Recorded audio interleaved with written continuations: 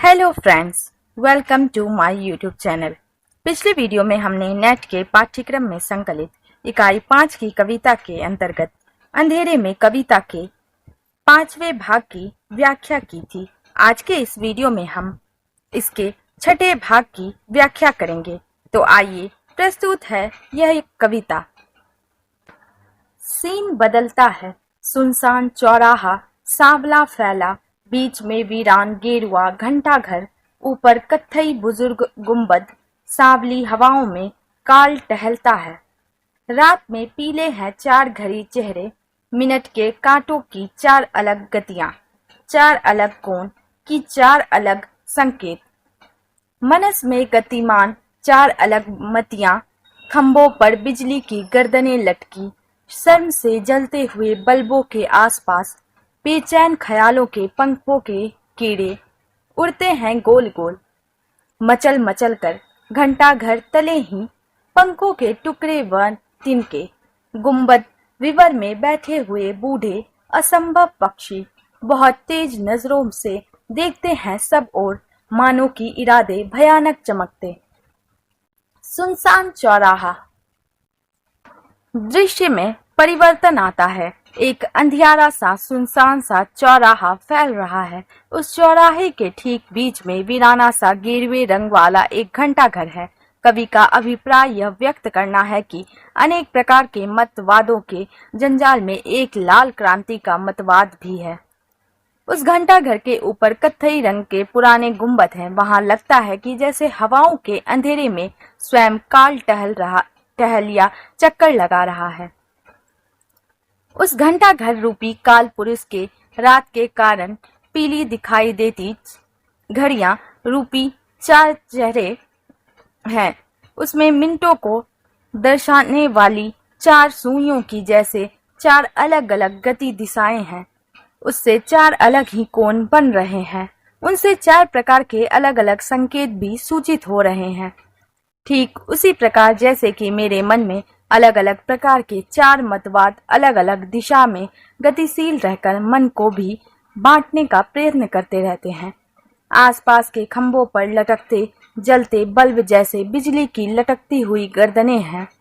लगता है कि बल्ब जलते हुए शर्मा रहे हैं और उन शर्माकर जलते हुए बल्बों के आसपास मचल मचल कर उन्हीं के समान गोल पंखों वाले बेचैन ख्याल रूपी कीड़े उड़ रहे हैं। घंटा घर के नीचे नुचे हुए पंखों के टुकड़े और बीट तथा तिनके बिखरे पड़े हैं। नुचे पंख, तिनके और बीट क्योंकि प्राचीनता के प्रतीक है। अतः कवि कहना यह चाहता है कि समय के गतिशील प्रवाह ने आज पुराने को व्यर्थ और बेजान जानकर त्याग दिया तथा उपेक्षित कर दिया है। घंटा घर के गुंबद के छिद्रों में जो बूढ़े असंभव पक्षी बैठे हैं, वे बड़ी तेज दृष्टियों से चारों ओर देखते हैं। उन्हें देखकर लगता है कि जैसे भयानक इरादे चमक रहे हों।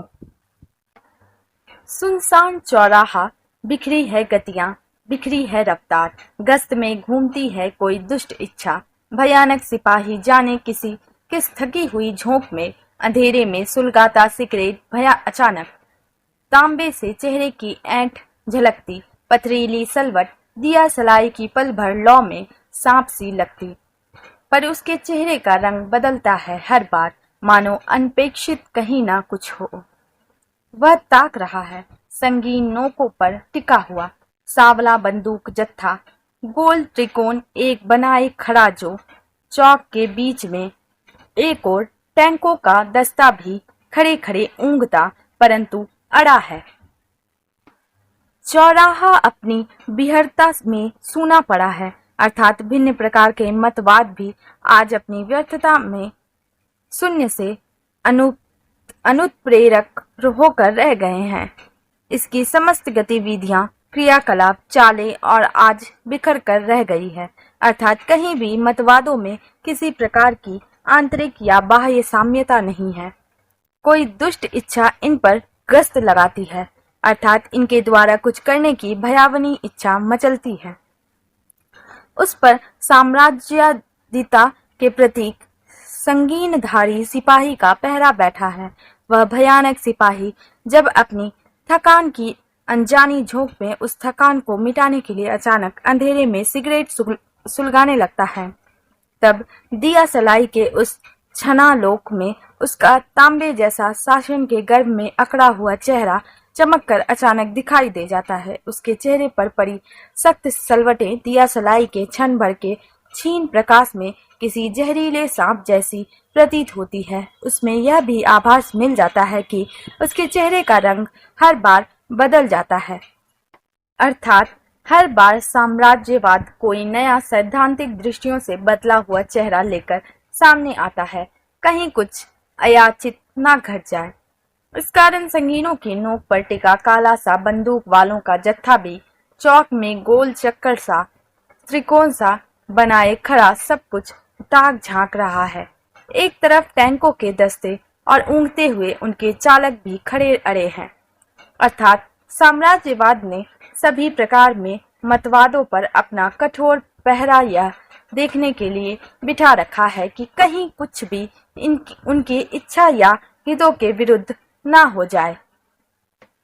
भागता मैं दम छोड़ घूम गया कई मोड़, भागती है चप्पल चटपट आवाज चांटों सी पड़ती पैरों के नीचे का कीच उछलकर चेहरे पर छाती पर पड़ता है सहसा ग्लानि की मितली गलियों का गोल गोल खो अंधेरा चेहरे पर आंखों पर करता है हमला अजीब उमसबास गलियों का रूंधा हुआ उच्छ्वास भागता हूँ दम छोड़ घूम गया कई मोड़ धुंधले से आकार कहीं कहीं दिखते भय के या घर के कह नहीं सकता आता है अकस्मात कोल तार रास्ता लंबा व चौड़ा वस्या व ठंडा बेचैन आंखें ये देखती है सब और नहीं कोई नहीं है नहीं कहीं कोई भी।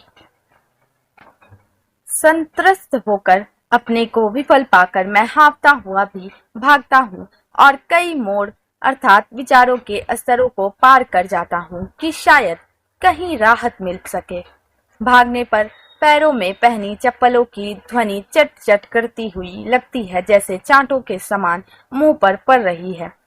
पैरों के नीचे का कीचड़ भागने पर उछल उछल कर मेरे चेहरे पर पड़कर उसे गंदा कलंकित और पलायनवादी घोषित कर रहा है। वह कीचड़ सहसा छाती पर भी पड़कर अपनी विद्रूप दुर्गंध से क्रोध और खेद की मितली सी ला देता है, अर्थात अपने ही पलायन पर मन विक्षोभ एवं घृणा से अपने ही प्रति विरक्त हो उठता है।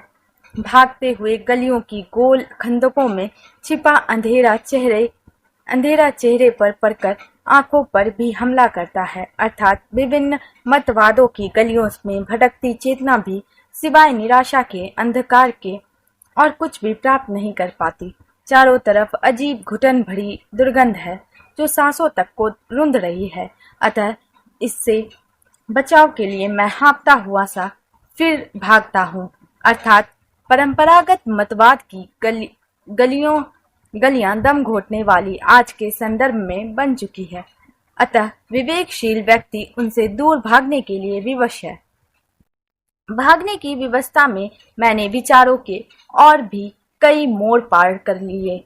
कहीं कहीं धुंधले आकार दिखाई देते हैं, वे आकार मन में समाये भय के हैं या घरों के, ठीक कुछ भी नहीं कहा जा सकता। तभी भागते भागते अचानक पोल तार से विनिर्मित आधुनिक रास्ता, नई सभ्यता का रास्ता आ जाता है। यह रास्ता बड़ा ही लंबा चौड़ा काला श्याह अर्थात परंपरागत बर्बरता का परिचायक एवं ठंडा है। मेरी बेचैन आंखें कहीं उचित ठौर पाने के लिए चारों ओर देखती है, आश्रय टटोलती है, पर कहीं कोई आश्रय दिखाई नहीं देता। श्याम आकाश में संकेत भाषा सी तारों की आंखें चमचमा रही है। मेरा दिल ढिबरी सा टिमटिमा रहा है। कोई मुझे खींचता है, रास्ते के बीच ही जादू से बंधा हुआ चल पड़ा उस ओर। सपाट सूने में ऊंची सी खड़ी जो तिलक की पाषाण मूर्ति है, निशंग स्तब्ध जड़ीभूत। देखता हूँ उसको, परंतु ज्यों ही मैं पास पहुंचा पाषाण पीठिका हिलती सी लगती। अरे अरे, यह क्या! कन कन कांप रहे, जिनमें से झरते नीले इलेक्ट्रॉन, सब ओर गिर रही है चिंगारियां नीली, मूर्ति के तन से झरते हैं अंगार, मुस्कान पथरी होठों पर कांपी, आंखों में बिजली के फूल सुलगते। इतने में यह क्या, भव्य ललाट की नासिका में से बह रहा खून न जाने कब से, लाल लाल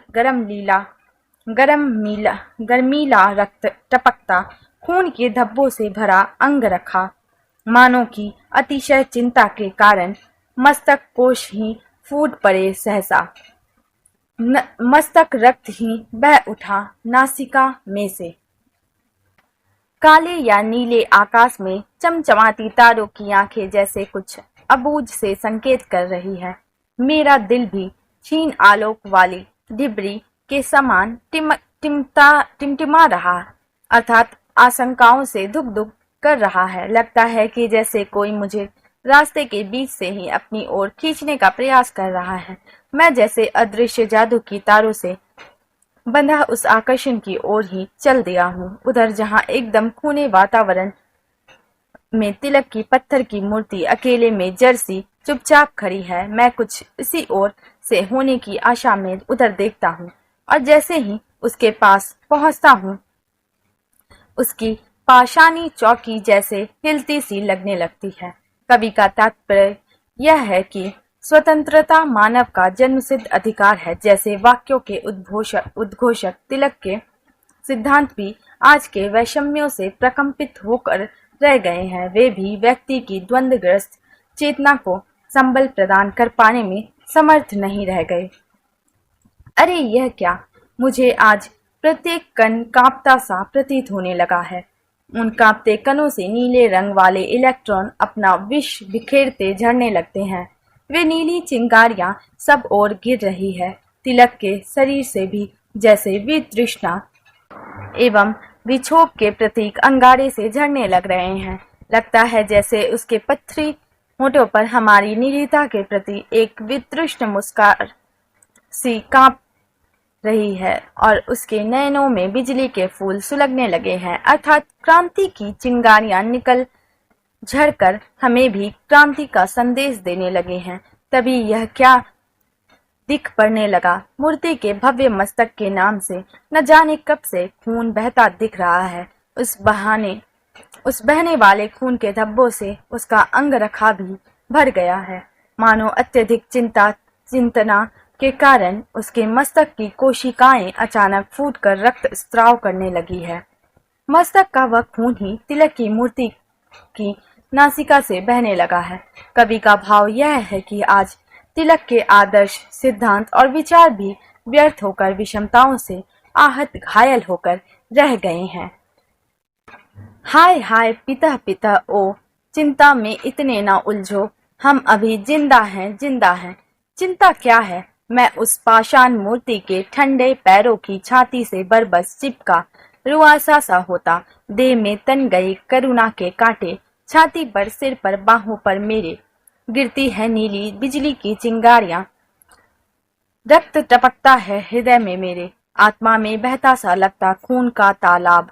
इतने में छाती के भीतर ठक ठक, सिर में है धड़ धड़ कट रही हड्डी, फिर फिक्र जबरदस्त, विवेक चलाता तीखा सा रंदा, चल रहा बासुला, छीले जा रहा मेरा निजत्व ही कोई, भयानक जिद्द कोई जाग उठी मेरे भी अंदर, हट कोई बड़ा भारी उठ खड़ा हुआ है। इतने में आसमान कांपा व धाए धाए बंदूक धड़ाका, बिजली की रफ्तार पैरों में घूम गई। हो सी गलियों के अंधेरे में एक और मैं थक बैठ गया सोचने विचारने। तिलक की आदर्श प्रतिमा के आदर्शों के आहत रक्त रंजित होते भावों से स्वयं आहत होकर मेरा मन जैसे करा उठा, पुकार उठा, हाय ओ पिता, ओ क्रांति के विचार सूत्रों के प्रणेता, तुम चिंताओं में इस सीमा तक मत उलझो कि नसें ही फटकर रक्त रूप में प्रवाहित हो उठे। अभी तो तेरे क्रांतिकारी विचारों की संतान हम लोग जीवित हैं, अतः चिंता की गहनता कोई आवश्यकता नहीं। इतना कहते हुए मैं पत्थर की मूर्ति के ठंडे पैरों को अपनी छाती से बरबस लगाकर रुआंसा हो उठा। मेरी सारी देह करुणा से अभिभूत होकर के कांटों के समान तन गई। मेरे सिर, छाती और बाहों पर बिजली की नीली चिंगारियां सी गिरने लगी। अर्थात मेरा मस्तिष्क, मेरा हृदय और मेरी बाहें अब सभी अंग क्रांति लाने की भावनाओं से फरक उठे। लगता है जैसे मेरे हृदय में खून की बूंदें टपकने लगी है कि जिनसे मेरी आत्मा का तालाब अनवरत भरता ही जा रहा है। अर्थात मेरा खून खौलने, कुछ करने के लिए मचलने लगा है। इतने में ही मुझे अपनी छाती के भीतर से ठक ठक करती कुछ ठोकने की आवाज, सिर में से धर धर करने की आवाज सुनाई देने लगी, जैसे किसी अज्ञात शक्ति से मेरी भीतरी हड्डी कट रही या काटी जा रही है। इस प्रक्रिया की अनुभूति से मेरा तन मन गहरी चिंता से भर गया। विवेक जैसे अपना तीखा रंदा चलाकर मेरे विचारों को तराशने खराशने लगा। ऐसा लगा कि कोई रंदा और आड़ी चलाकर मुझसे मेरे निजत्व को छिल तराश कर अलग कर देना चाहता है।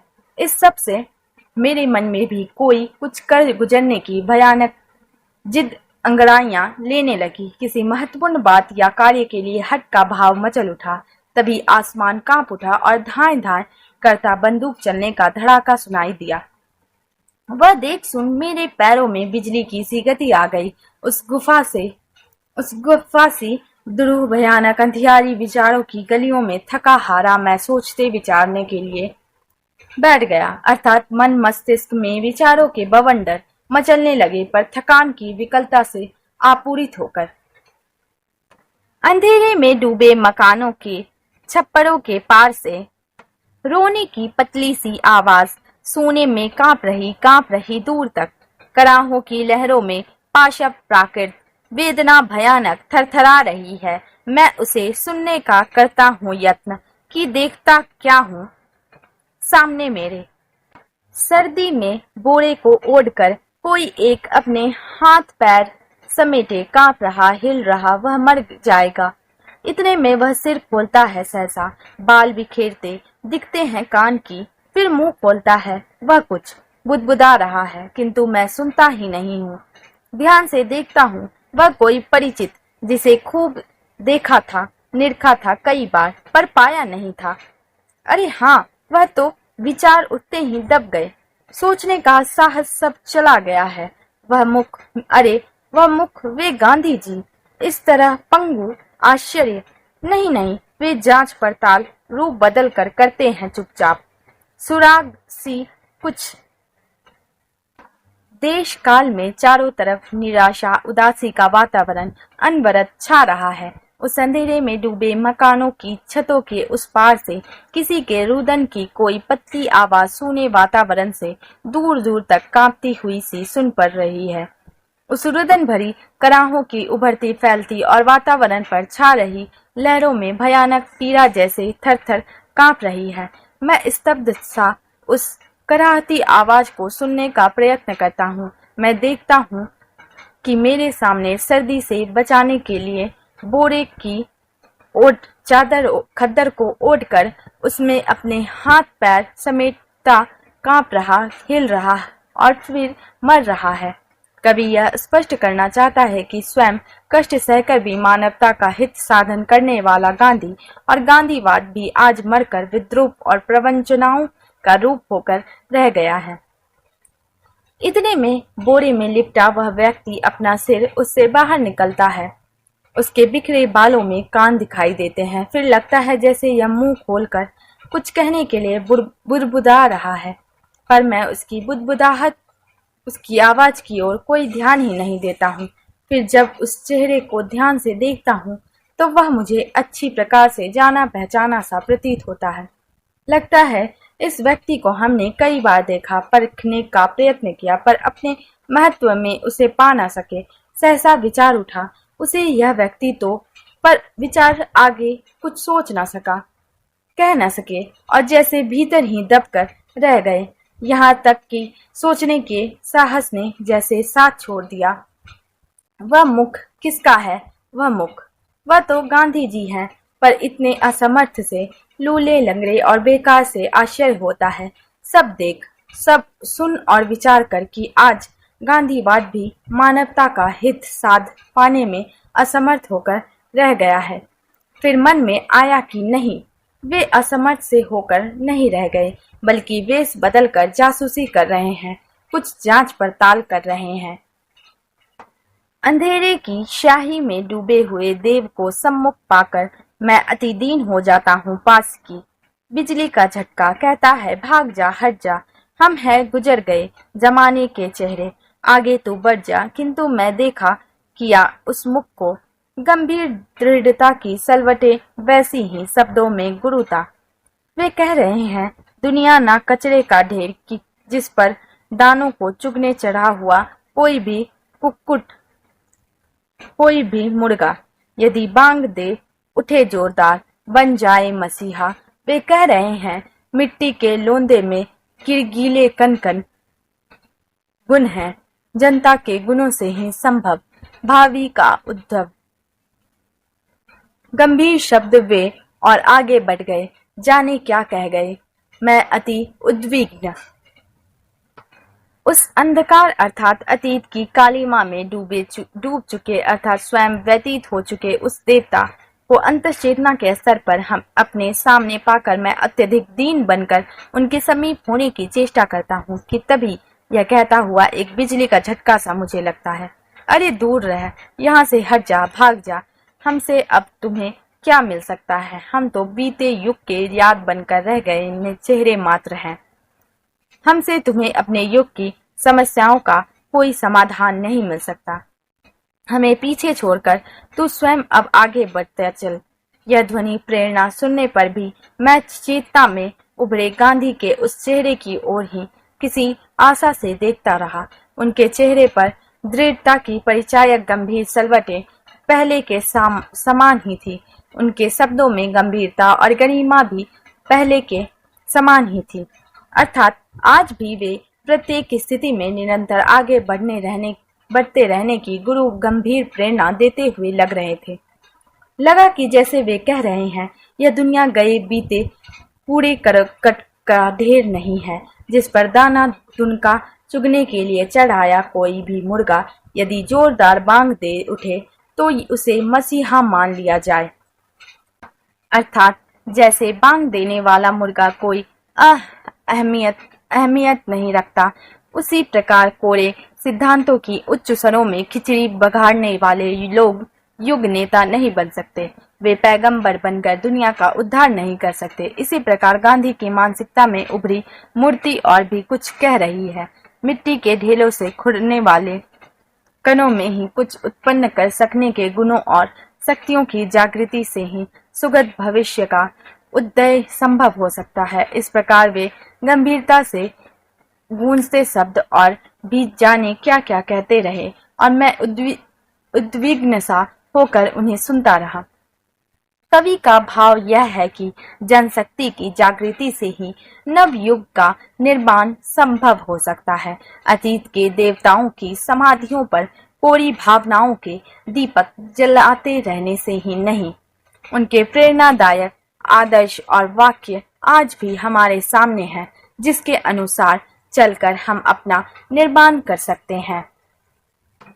एकाएक उठ पड़ा आत्मा का पिंजर, मूर्ति की ठठरी, नाक पर चश्मा, हाथ में डंडा, कंधे पर बोरा, बाह में बच्चा। आश्चर्य, अद्भुत, यह शिशु कैसे? मुस्कुरा उस द्युति पुरुष ने कहा। तब मेरे पास चुपचाप सोया हुआ यह था। संभालना, इसको सुरक्षित रखना। मैं कुछ कहने को होता हूँ, इतने में वहां पर कहीं कोई नहीं है और ज्यादा गहरा व और ज्यादा अकेला अंधेरे का फैलाव। बालक लिपटा है मेरे इस गले में से चुपचाप, छाती से कंधे से चिपका है नन्हा सा आकाश। स्पर्श है सुकुमार, प्यार भरा कोमल, किंतु है भार का गंभीर अनुभव। भावी की गंध और दूरियां अंधेरी, आकाशी तारों को साथ लिए हुए मैं चला जा रहा हूँ, घुसता ही जाता हूँ फासलों की खोहों तहों में। ऐसा प्रतीत हुआ जैसे मूर्ति के ढांचे में से एक शरीर एकाएक उठकर खड़ा हो गया है। उसकी नाक पर चश्मा और हाथों में एक डंडा है। कंधों पर एक बोरा और बाह में एक बच्चा है। ओह आश्चर्य! बड़ा ही अद्भुत दृश्य एवं वातावरण बन रहा है। यह शिशु क्या, कौन और कैसा है?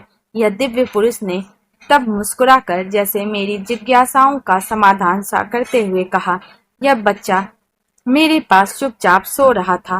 अब यह तुम्हारे हवाले है। उसे अपने पास संभाल कर और सुरक्षित रखना। कवि शायद यह स्पष्ट करना चाहता है कि नव प्राप्त स्वतंत्रता रूपी शिशु हमारे हवाले कर उसकी सुरक्षा का दायित्व हम देशवासियों पर सौंपकर गांधी जी स्वयं तिरोहित हो गए। उनकी बात सुनकर जैसे ही मैंने कुछ कहना चाहा तो देख कि वहां कोई भी नहीं है। कहीं भी कोई नहीं दिख रहा है। वहां तो बस अंधकार और अधिक संघन होकर फैल गया था। वह बच्चा चुपचाप मरे कंठ से लिपट रहा था। अर्थात अब उसकी संवर्धना एवं सुरक्षा का दायित्व हम पर आ गया था। मुझे लगा जैसे मेरी छाती और कंधों से उस शिशु के रूप में नन्हा सा मुक्त स्वतंत्र आकाश चिपक करके सिमट रहा है। उसका स्पर्श अत्यंत प्यारा और अत्यधिक कोमल है, पर उसका बोझ बड़ा गंभीर सा अनुभव हो रहा है। अर्थात सुरक्षित रखने पालन का भारी दायित्व आ पड़ा है। ऐसा लग रहा था इस प्रकार अपने देश के भविष्य की उस कोमल सुगंधी को दूर दूर तक छा रहे तारों भरे आकाश की छाया में मैं लिए जा रहा हूँ। मैं फासलों की अधियारी गुफाओं की गहराई में लगातार धंसता ही रजा जा रहा हूँ। अर्थात उस शिशु का दायित्व मुझे भविष्य में समृद्धि की आशा दिलाता है।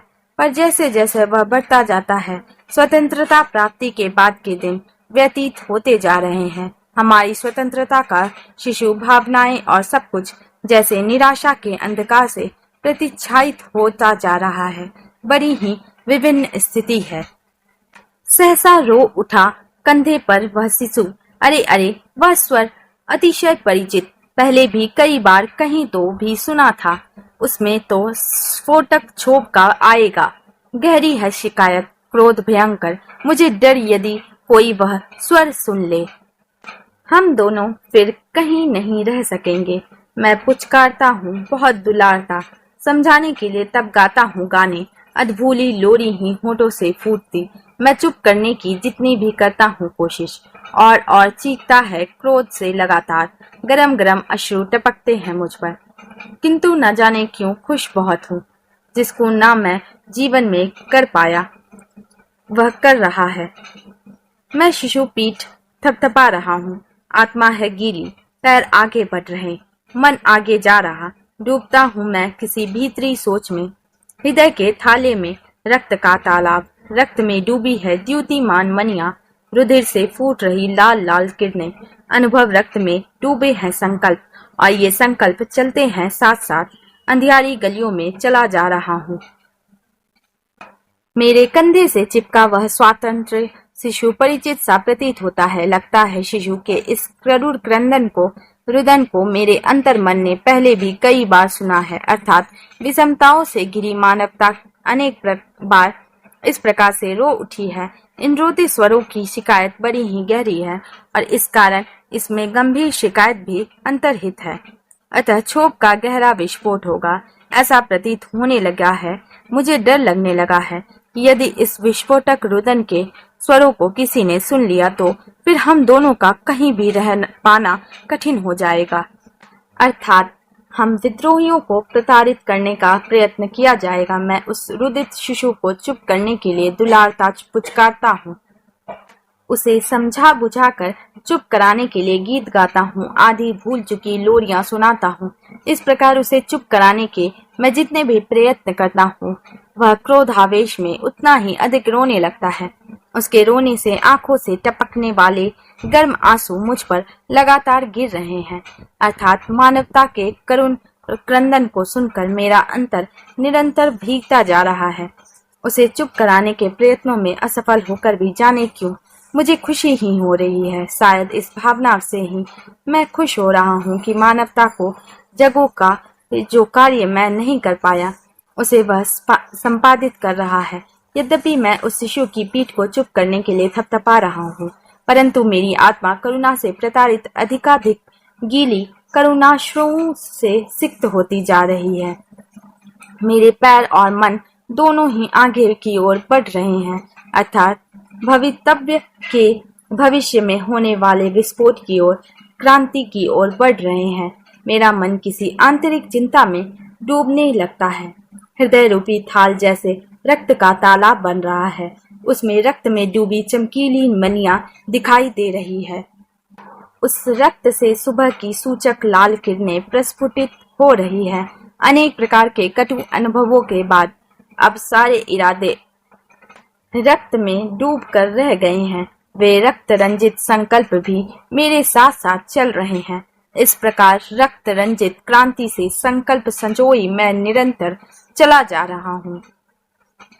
इतने में पाता हूँ अंधेरे में सहसा कंधे पर कुछ नहीं, वह शिशु चला गया जाने कहाँ, और अब उसके ही स्थान पर मात्र है सूरजमुखी फूले गुच्छे। उन स्वर्ण पुष्पों से प्रकाश विकिरण कंधों पर, सिर पर, गालों पर, तन पर, रास्ते पर फैले हैं किरणों के कण-कण। भई वाह, यह खूब! इतने गली एक आ गई और मैं दरवाजा खुला हुआ देखता। जीना है अंधेरा। कहीं कोई ढिबरी सी टिमटिमा रही है। मैं बढ़ रहा हूँ। कंधों पर फूलों के लंबे वे गुच्छे क्या हुए, कहाँ गए? कंधे क्यों वजन से दुख रहे सहसा? ओहो, बंदूक आ गई। वाह वाह, वजनदार राइफल, भई खूब। तभी अंधेरे में सहसा मुझे आभास मिलता है कि मेरे कंधों पर अब कुछ भी नहीं रह गया है, अर्थात वह स्वतंत्र शिशु सहसा कहीं गायब हो गया है। पता नहीं वह शिशु कहाँ चला गया है। अब उसके स्थान पर मेरे कंधों पर सूरजमुखी फूलों के गुच्छे लदे हैं, अर्थात रक्तिम किरणों वाले बाल रवि के स्थान पर अब उसका युवा होता प्रकाश मेरे कंधों को भरने लगता है।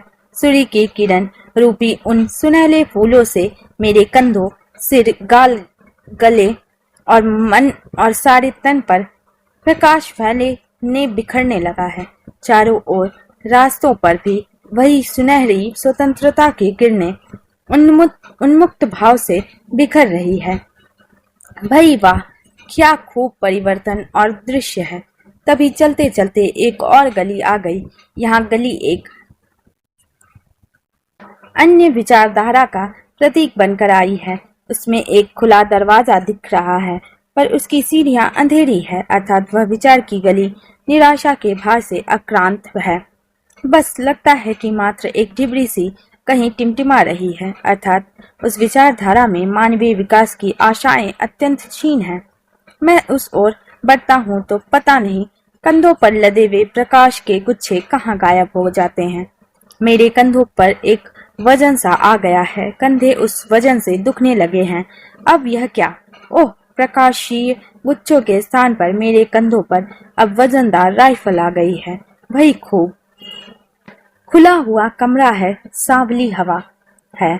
झांकते हैं खिड़कियों में से दूर अंधेरे में टंके हुए सितारे। फैली है बर्फीली सांस सी वीरान, तितर बितर सब फैला है सामान। बीच में कोई जमीन पर पसरा, फैलाए बाहें, ढह पड़ा आखिर। मैं उस जन पर फैलाता टॉर्च की यह क्या? खून भरे बाल में उलझा है चेहरा। भौहों के बीच में गोली का सुराख, खून का पर्दा गालों पर फैला। होठों पर सूखी है कत्थई धारा। फूटा है चश्मा, नाक है सीधी। उफ, एकांत प्रिय यह मेरा परिचित व्यक्ति है। वही वहाँ सच्चाई थी सिर्फ एक एहसास। वह कलाकार था। गलियों के अंधेरे का हृदय में भार था, पर कार्य क्षमता से वंचित व्यक्ति चलाता था अपना असंगत अस्तित्व। सुकुमार मानवीय हृदयों के अपने सुचितर विश्व के मात्र थे सपने, स्वप्न व ज्ञान व जीवनानुभव जो हलचल करता था रह रह दिल में, किसी को भी दे नहीं पाया था। वह तो शून्य के जल में डूब गया, नीरव हो नहीं पाया उपयोग उसका। किंतु अचानक झोंक में आकर क्या कर गुजरा कि संदेहास्पद समझा गया और मारा गया वह बधिकों के हाथों। मुक्ति का इच्छुक तृषार्त अंतर, मुक्ति के यत्नों के साथ निरंतर, सबका था प्यारा, अपने में द्युतिमान, उनका यूं बंध वध हुआ। मर गया एक युग, मर गया एक जीवनादर्श, इतने में मुझको ही चिढ़ाता है कोई। सवाल है मैं क्या करता था अब तक, भागता फिरता था सब ओर। फिजूल है इस वक्त कोसना खुद को, एकदम जरूरी दोस्तों को खोजूं। पाऊं मैं नए नए सहचर, शकर्मक सच्चित वेदना भास्कर। कमरा खुला है पर संभलाई हवा बह रही है, सांवली हवा बह रही है, अर्थात वातावरण में षड्यंत्रों की कालिमा फिर गई है। दूर अंधेरे आकाश पर टंगे तारे खिड़कियों से झांक रहे हैं, अर्थात दूर दूर से टोह ली जा रही है। ठंडी सांसों जैसी वीरानी फैल रही है, अर्थात वातावरण एकदम शांत शीतल है। सारा सामान अस्त व्यस्त सा होकर चारों ओर फैल रहा है। उस सब के बीच में बाहें फैलाए कोई गिरकर अंततोगत्वा पसराया फैला सा लेटा या गिरा पड़ा है। जैसे टॉर्च मारने से उसके प्रकाश में सब स्पष्ट हो जाता है, उसी प्रकार कवि कह रहा है कि मेरी चेतना का टॉर्च उस गिरे पड़े व्यक्ति पर पड़कर देखता है। ओह यह क्या, उसका चेहरा खून भरे बालों से में उलझ रहा है। उसकी ठीक भौहों के बीच में गोली लगने से बन गया एक सुराख है। उसके गालों पर खून की परतें फैल जम रही है। खून की सूख कर कत्थे जैसी बन गई धारा उसके होठों पर जम गई है। उसका चश्मा फूट चुका है पर नाक अभी भी सीधी है, अर्थात मरकर भी उसका सम्मान ज्यों का त्यों बना है। ओफो, मेरे एकांत का तो यह अत्यधिक परिचित व्यक्ति है, अर्थात मैं मन ही मन में इससे शक्ति और कार्यों से भली भांति परिचित हूँ। हाँ, यह वही व्यक्ति है कि सच्चाई जिसका एकमात्र एहसास था। वह वस्तुतः जीवन का एक महान कलाकार था। कलियों के अंधेरे अर्थात भिन्न विचार सरणियों के अधियारे ने इसके मन मस्तिष्क को बोझिल कर रखा था, इस पर दबाव डाल रखा था। फिर भी अब वह कार्य करने की शक्तियों से सर्वथा विरहित होकर जो व्यक्ति पड़ा है, वह नितांत निजी और एकाकी व्यक्तित्व के लिए अपने पथ पर निरंतर चला जा रहा था। कोमल कांत और पवित्रतर मानवता के हृदय में पलने वाले महानता से स्वप्न ही उस महान व्यक्तित्व के अपने अपना संबल थे। इसके मन में जो मानवता के सुखद भावी विकास की महत कल्पनाएं थी, ज्ञान और जीवन के महान अनुभव थे, जो मानवता के भविष्य निर्माण को लेकर उसके मन मस्तिष्क में हमेशा आंदोलित रहा करते थे, अभी तक यह व्यक्ति उस सब को किसी को भी अर्थात संसार को प्रदान नहीं कर सका था। आज वह बर्बरता की तृष्णाओं के जल में बेरहमी से डुबो दिया गया है, उसे मार डाला गया है। उसे सपनों, ज्ञान और अनुभवों का जीवन को महान बनाने के लिए जो उपयोग होना चाहिए था, वह कतई नहीं हो पाया है। न जाने किस झोंक में आकर उसने अचानक क्या कर दिया कि उसकी नीयत पर संदेह किया जाने लगा है और वह निर्मम हत्यारों के हाथों से अचानक मार डाला गया। उनका हृदय अपनी ही नहीं, सारी मानवता की मुक्ति का इच्छुक, मुक्ति की प्यास से व्याकुल था। वह निरंतर मानवता की मुक्ति के लिए प्रयत्न करता रहा और इस कारण यह सबका प्रिय था। वह अपनी आत्मा, अपने व्यक्तित्व में पूर्णतया मानवता के प्रकाश से प्रकाशित था। ओह, ऐसे महापुरुष का वध इस घुनौने रूप में हुआ। उसके साथ एक पूरा युग जैसे मर गया है, जीवन का एक महत् आदर्श जैसे समाप्त हो गया है। इन विचारों में डूबे हुए मुझको इतने में चिढ़ाकर जैसे प्रश्न करने लगता है कि अब तक तुम ही क्या कर रहे थे। मैं भिन्न प्रकार के विचारों में भटकता सभी दिशाओं में मात्र भाग दौड़ ही मचा रहा था, अर्थात बौद्धिकता एवं वैचारिकता के स्तर पर कहीं स्थिर नहीं हो पाया था। पर इस समय अपने आप की आलोचना करना, अपने व्यक्तित्व को कोसना कोई अर्थ नहीं रखता। इस समय तो आवश्यकता है ऐसे दोस्तों, साथियों को खोजने की जो सक्रिय रूप से नित्य सत्यों और सहज मानवीय वेदनाओं से सूर्य के समान प्रज्वलित हूँ, अर्थात जिनमें जीवन के सत्य को, मानवीय वेदनाओं को पहचान कर कुछ कर गुजरने की लालसा हो, ऐसे नए साथियों को खोजने पाने की आवश्यकता है। जीने से उतरा, एकाएक विद्रुप रूपों से घिर गया, सहसा पकड़ मशीन सी भयानक आकार घेरते हैं मुझको। मैं आतताई सत्ता के सम्मुख एकाएक हृदय धड़क कर रुक गया। क्या हुआ? भयानक सनसनी, पकड़कर कॉलर गला दबाया गया। चांटे से कनपटी टूटी की अचानक, त्वचा उखड़ गई, काल की पूरी, कान में भर गई भयानक अनहद नाद की भन भन, आंखों में तैरी रक्तिम तितलियां, चिमगियां नीली, सामने उगते डूबते धुंधले कुहरिल वर्तुल, जिनका की चक्रिल केंद्र ही फैलता जाता। उस फैलाव में दिखते मुझको धस रहे गिर रहे बड़े बड़े टावर, घुंघराला धुआं, गेरुआ ज्वाला, हृदय में भगदड़ सम्मुख दिखा। उजाड़ बंजर टीले पर सहसा रो उठा कोई, रो रहा कोई, भागता कोई सहायता देने। अंतर तत्वों का पुनर्प्रबंध और पुनर्व्यवस्था, पुनर्गठन सा होता जा रहा है।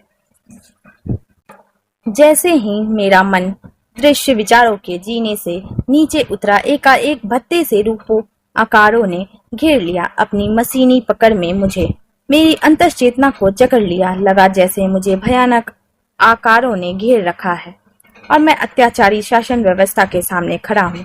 इन अनुभूतियों से भरकर मेरा हृदय पकड़कर फिर सहसा एकाएक रुक गया। यह सब क्या हुआ? क्या हो रहा है? एक सनसनी सी होने लगी। लगा जैसे मेरा कॉलर पकड़कर गला दबाया जा रहा है। चांटा लगने से मेरी कनपटी टूट गई है और अचानक गालों की पूरी चमड़ी भी उखड़ गई है। कानों में कोई भयानक अबूझ सी ध्वनि भर गई है, रह रहकर गूंज रही है। आंखों में लाल नीली चिंगारियां उड़ने लगी है और आंखों के सामने कुछ धुंधले से घेरे से बनने बिगड़ने लगे हैं। उन घेरों का घूमता केंद्र बिंदु जैसे लगातार फैलता ही जा रहा है। उस फैलाव में धंसकर गिरते हुए बड़े टावर दिखाई दे रहे हैं। यह सब देख मेरे हृदय में विचारों की भगदड़ सी मच गई है। उसी भगदड़ में जैसे सामने दिखाई दिया एक उजाड़ वीरान सा टीला है। सहसा उस टीले पर कोई रो रहा है, जैसे कोई सहायता के लिए भागा आ रहा है। इस स्थिति में मेरे आंतरिक तत्व एक प्रकार की व्यवस्था और प्रबंध के रूप में गठित होने लगे हैं, अर्थात अंतर मन में फिर से नई व्यवस्था प्रश्नात्मक बनकर उभरने लगी है। दृश्य ही बदला, चित्र बदल गया। जबरन ले जाया गया मैं गहरे अंधियारे कमरे के स्याह सिफर में। टूटे से स्टूल में बिठाया गया हूँ। सीस की हड्डी जा रही तोड़ी, लोहे की कील पर बड़े हथौड़े पर रहे लगातार। सीस का मोटा अस्थित कवच ही निकाल डाला। देखा जा रहा मस्तक यंत्र में कौन विचारों की कौन सी ऊर्जा, कौन सी सीरा में कौन सी धक-धक, कौन सी रग में कौन सी फुरफुरी, कहाँ है पश्चात कैमरा जिसमें तथ्यों के जीवन दृश्य उतरते, कहाँ कहाँ सच्चे सपनों के आशय, कहाँ कहाँ क्षोभक स्फोटक सामान। भीतर कहीं पर गड़े हुए गहरे तलघर, अंदर छिपे हुए प्रिंटिंग प्रेस को खोजो, जहाँ की चुपचाप ख्यालों के पर्चे छपते रहते हैं, बांटे जाते।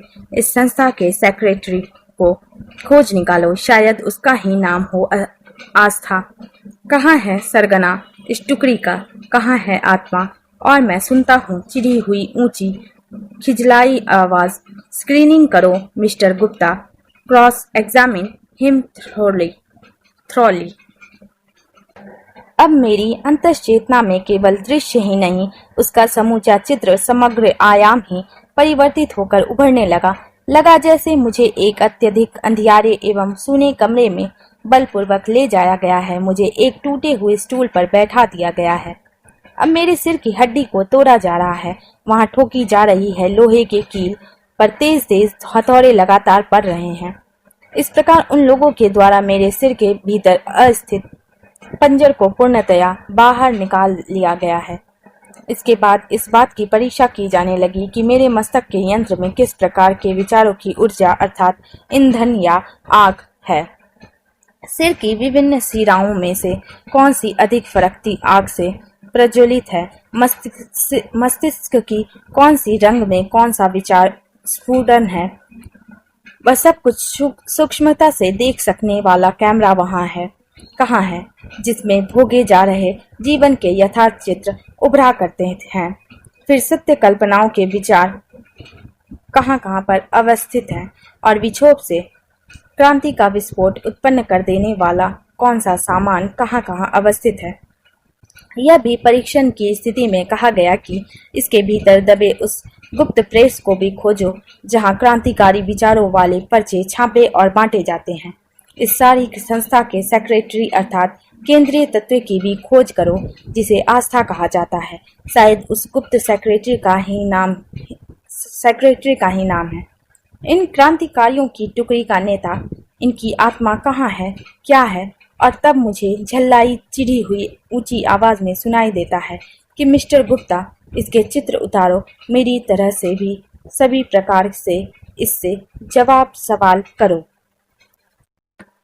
चाबुक चमकार पीठ पर यद्यपि उखड़े चर्म की कत्थई रक्तिम रेखाएं उभरी, पर यह आत्मा कुशल बहुत है। देह में रेंग रही संवेदना की गर्मीली हुड़ई धारा गहरी छन छन झन झन थर थर तारों को उसके समेट कर वह सब वेदना विस्तार करके इकट्ठा मेरा मन यह जबरन उसकी छोटी सी कड्डी गठान बांधता सख्त व मजबूत मानो की पत्थर जोड़ लगाकर उसी गठान को हथेलियों से करता है चूर चूर, धूल में बिखरा देता है उसको। मन यह हटता है देह की हद से, जाता है कहीं पर अलग जगत में। विचित्र क्षण है, सिर्फ है जादू, मात्र मैं बिजली। यद्यपि खो में खूंटे बंधा हूँ, दैत्य है आसपास, फिर भी बहुत दूर मीलों के पार वहां गिरता हूँ चुपचाप पत्र के रूप में। किसी एक जेब में, वह जेब किसी एक फटे हुए मन की।